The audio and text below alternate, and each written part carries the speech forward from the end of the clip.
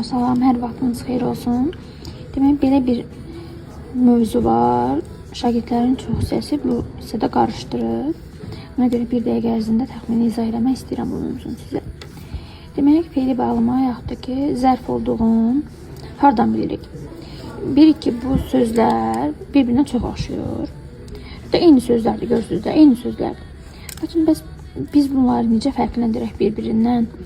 Demək, əgər feili bağlamaqsa, hər hansı bir söz, məsələn, AA ilə olan söz təkrarlanırsa, burada biz bunu araqla əvəz edirik. Araq, məsələn, üzə-üzə çay keçmək, necə edirik? Üzərək, çay keçmək. Alındı mı? Deməli, bu feili bağlamadır. Feili bağlamadır. Amma üz-üzə dayanmaq, üzərək dayanmaq biraz düzgün çıxmır. Ona görə də bu nədir? Bu zərfdir. Sonra, əti tikə-tikə doğramaq, əti tikərək doğramaq alınmır. Ona görə bu zərfdir. Yəni, alındıra bilmiriksə bu zərfdir. Paltar tikə-tikə danışmaq, paltarı niyə? Tikərək danışmaq.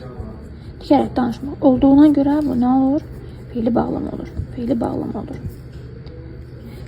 Dediyim kimi, bir-birinə çox oxşuyur bunlar. Hətta dediyim kimi, eyni sözlərdir. Görürsünüz. Lakin fərqləndirməkdən sarı birinci bu araqla əvəz eləyin. Çox sadə üsuldür və alınacaq.